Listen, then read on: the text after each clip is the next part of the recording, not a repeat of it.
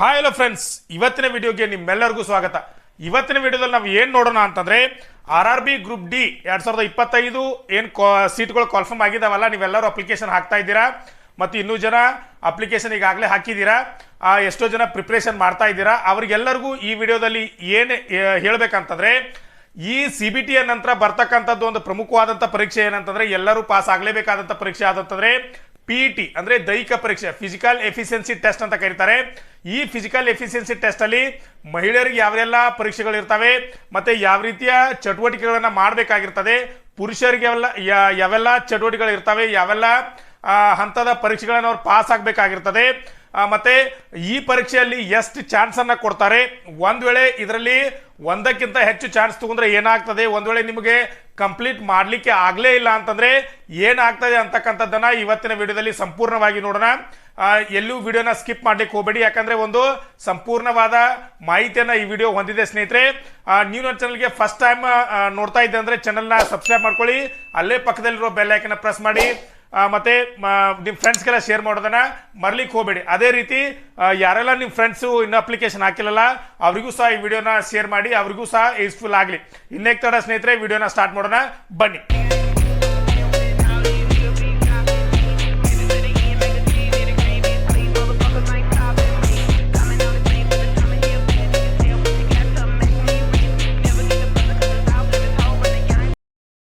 Physical efficiency test ಅಲ್ಲಿ 2 ವಿಭಾಗದಲ್ಲಿ ಪರೀಕ್ಷೆಯನ್ನು ನಡೆಸ್ತಾರೆ. ಒಂದನೇದ್ದು ಭಾರ ಎತ್ತಿಕೊಂಡು ನಡೆಯುವಂಥ ಸ್ಪರ್ಧೆ, ಇನ್ನೊಂದು ನಾರ್ಮಲ್ ಆಗಿ ಓಡುವಂಥ ಸ್ಪರ್ಧೆ. 2 ವಿಭಾಗದಲ್ಲಿ ಫಿಸಿಕಲ್ ಎಫಿಷಿಯನ್ಸಿ ಟೆಸ್ಟ್ ಅನ್ನು ನಡೆಸ್ತಾರೆ. ಮಹಿಳೆಯರಿಗೆ ಬೇರೆ ವೇಟ್ ಇರ್ತೈತಿ, ಪುರುಷರಿಗೆ ಬೇರೆ ವೇಟ್ ಇರ್ತೈತಿ. ಮೊದಲಿಗೆ ನಾವು ಪುರುಷರದ್ದು ನೋಡೋಣ. ಏನಂತಂದ್ರೆ ಪುರುಷರಿಗೆ 2 ವಿಭಾಗದಲ್ಲಿ ಇರ್ತೈತಿ ಹೇಳಿದೆ. ಒಂದು ಮೊದಲನೇದು ಏನಿರ್ತೈತಲ್ಲ, ಇಲ್ಲಿ ವೇಟನ್ನು ಹೊತ್ಕೊಂಡು ನೀವು ಹೋಗ್ತಾ ಇದ್ದೀರಲ್ಲ, ಈ ರೀತಿ 100 ಮೀಟ್ರು 35 kg ಹೊತ್ಕೊಂಡು ಹೋಗಬೇಕು. ಒಂದೇ ಚಾನ್ಸಲ್ಲಿ ಯಾವುದೇ ರೀತಿಯ ಕೆಳಗಡೆ ಇಡಲಾರ್ದೆ 35 kg ನೀವೇ ಲಿಫ್ಟ್ ಮಾಡಿ ಹೆಗಲ ಮೇಲೆ ಇಟ್ಕೊಂಡು ಏನಲ್ಲಿ ಹೋಗಿ ಇಳಿಸ್ಬೇಕು, ಇಲ್ಲಿ 100 ಮೀಟರ್ವರೆಗೆ. ಇದಕ್ಕೆ ಕೊಡುವಂಥವರು ಟೈಮ್ ಏನು ಎಷ್ಟು ಕೊಡ್ತಾರೆ, ಕೇವಲ 2 ನಿಮಿಷದಲ್ಲಿ ನೀವು 100 ಮೀಟರ್ನ 35 kg ವೇಟನ್ನು ಎತ್ಕೊಂಡು ಹೋಗಿ ನಾವು 100 ಮೀಟರ್ ದೂರದಲ್ಲಿರುವಂತ ಹೋಗಿ ಇಡಬೇಕು. ಇದಕ್ಕೆ ಅವರು ಕಾಲಾವಕಾಶ ಎಷ್ಟು ಕೊಡ್ತಾರೆ ಅಂತಂದ್ರೆ ಕೇವಲ 2 ನಿಮಿಷದಲ್ಲಿ ನೀವು ಇದನ್ನ ಮಾಡಬೇಕು. ಇನ್ನು ಇದರ ನೆಕ್ಸ್ಟ್ ಏನಂತಂದ್ರೆ 1000 ಮೀಟರ್ ಓಡಬೇಕು. ಅಂದ್ರೆ 1 ಕಿಲೋಮೀಟರ್ 1000 ಮೀಟರ್ ನಾರ್ಮಲ್ ಆಗಿ ಏನೂ ಭಾರ ಇರೋದಿಲ್ಲ. ನಾರ್ಮಲ್ ಆಗಿ ನೀವು ಯಾವ ರೀತಿ ರನ್ನಿಂಗ್ ಮಾಡ್ತಾರಲ್ಲ ಈ ರೀತಿಯ ರನ್ನಿಂಗ್ ಅನ್ನ ಮಾಡಬೇಕು. ಇದಕ್ಕೆ ಅವ್ರು ಎಷ್ಟು ಟೈಮಿಂಗ್ ಕೊಡ್ತಾರೆ ಅಂದ್ರೆ 4 ನಿಮಿಷ 15 ಸೆಕೆಂಡ್ ನಲ್ಲಿ ಏನ್ ಮಾಡ್ಬೇಕಂದ್ರೆ ರನ್ನಿಂಗ್ ಅನ್ನ ಕಂಪ್ಲೀಟ್ ಮಾಡಬೇಕು. ಇನ್ನೊಂದ್ಸಲ ಹೇಳ್ತೀನಿ ಕೇಳಿ, 1000 ಮೀಟರ್ ರನ್ನಿಂಗ್ ಇರ್ತದೆ ಪುರುಷರಿಗೆ, 1000 ಮೀಟರ್ ರನ್ನಿಂಗ್ ಇರ್ತದೆ. ಅದನ್ನ ಎಷ್ಟು ನಿಮಿಷದಲ್ಲಿ ಕಂಪ್ಲೀಟ್ ಮಾಡ್ಬೇಕಂದ್ರೆ 4 ನಿಮಿಷ 15 ಸೆಕೆಂಡ್ಗಳಲ್ಲಿ ಕಂಪ್ಲೀಟ್ ಅನ್ನ ಮಾಡಬೇಕು, ಯಾವುದೇ ರೀತಿಯ ಫೇಲ್ ಇಲ್ಲಾರ್ದೆ. ಒಂದ್ ವೇಳೆ ನೀವು ಇದರಲ್ಲಿ ಫೇಲ್ ಆದ್ರೆ ಅಂತಂದ್ರೆ 2ನೇ ಅವಕಾಶ ಕೊಡುದಿಲ್ಲ. ಯಾಕಂದ್ರೆ ಅವ್ರು ಏನ್ ಮಾಡ್ತಾರೆ, ರನ್ನಿಂಗ್ ಅನ್ನ ಬಿಟ್ಟಿರ್ತಾರೆ. ಆ ರನ್ನಿಂಗ್ ಅಲ್ಲಿ ಎಲ್ಲರೂ ಏನ್ ಮಾಡ್ಬೇಕಂದ್ರೆ ಪಾಸು ಆಗ್ಲೇಬೇಕು. ಇನ್ನ ಮಹಿಳೆಯರಿಗೆ ಯಾವ ರೀತಿ ಇರ್ತದೆ ನೋಡೋಣ ಬನ್ನಿ.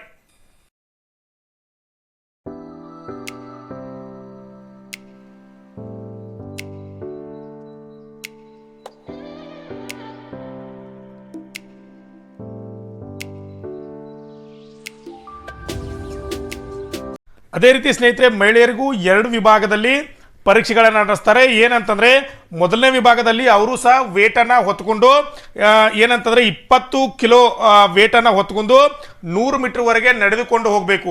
8 ನಿಮಿಷದಲ್ಲಿ 2 ನಿಮಿಷ ಅವ್ರಿಗೂ ಸಹ ಸೇಮ್ ಸಮಯಾವಕಾಶವನ್ನು ಕೊಡ್ತಾರೆ. ಆದರೆ ವೇಟ್ ಅಲ್ಲಿ ಸ್ವಲ್ಪ ಕಡಿಮೆ ಕೊಟ್ಟಿರ್ತಾರೆ. ನಿಮಗೆ ಪುರುಷರಿಗೆ 35 kg ಇದ್ರೆ ಅವರಿಗೆ 20 kg ವೇಟನ್ನು ಎತ್ಕೊಂಡು 100 ಮೀಟರ್ವರೆಗೆ ಹೋಗಬೇಕು ಹೆಣ್ಣು ಮಕ್ಕಳು.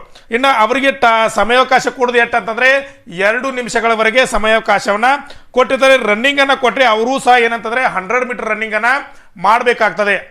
ಮಹಿಳೆಯರು ಸಹ 100 ಮೀಟರ್ ರನ್ನಿಂಗ್ ಅನ್ನ ಮಾಡಬೇಕಾಗ್ತದೆ. ಅವರಿಗೆ ಕೊಡುವಂತ ಸಮಯಾವಕಾಶ ಎಷ್ಟಂದ್ರೆ 5 ನಿಮಿಷ 40 ಸೆಕೆಂಡ್ಗಳಲ್ಲಿ ಏನ್ ಮಾಡ್ಬೇಕಂತಂದ್ರೆ ರನ್ನಿಂಗ್ ಅನ್ನ ಕಂಪ್ಲೀಟ್ ಅನ್ನ ಮಾಡಬೇಕು. ನೀವು ಇದನ್ನ ಅರ್ಥ ಮಾಡ್ಕೊಂಡ್ರಿ. ಒಟ್ಟಾರೆಯಾಗಿ ಫಿಸಿಕಲ್ ಎಫಿಷಿಯನ್ಸಿ ಟೆಸ್ಟ್ ಅಲ್ಲಿ 2 ವಿಭಾಗ ಇರ್ತದೆ. ಒಂದು ವೇಟನ್ನ ಲಿಫ್ಟ್ ಮಾಡಿ 100 ಮೀಟರ್ವರೆಗೆ ಹೋಗಬೇಕು, ಇನ್ನೊಂದು ನಾರ್ಮಲ್ ಆಗಿ ರನ್ನಿಂಗ್ ಅನ್ನ ಮಾಡಬೇಕು. ಇಲ್ಲಿ ಮಹಿಳೆಯರಿಗೆ ಬೇರೆ ವೇಟನ್ನ ಕೊಟ್ಟಿರ್ತಾರೆ, ಪುರುಷರಿಗೆ ಬೇರೆ ವೇಟನ್ನು ಕೊಟ್ಟಿರ್ತಾರೆ. ಮತ್ತೆ ಮಹಿಳೆಯರಿಗೆ ಓಡುವಂತ ಏನಂದ್ರೆ ನಾರ್ಮಲ್ ರನ್ನಿಂಗ್ ಇರ್ತದಲ್ಲ ಅದರಲ್ಲಿ ಸಮಯಾವಕಾಶನ ಸ್ವಲ್ಪ ಜಾಸ್ತಿಯನ್ನು ಕೊಟ್ಟಿರ್ತಾರೆ. ಅಂದ್ರೆ 5 ನಿಮಿಷ 40 ಸೆಕೆಂಡನ್ನು ಕೊಟ್ಟರೆ ಪುರುಷರಿಗೆ ಎಷ್ಟಂತಂದರೆ 4 ನಿಮಿಷ 15 ಸೆಕೆಂಡರ್ ಒಳಗೆ ಸಮಯಾವಕಾಶನ ಕೊಟ್ಟಿರ್ತಾರೆ ಸ್ನೇಹಿತರೆ.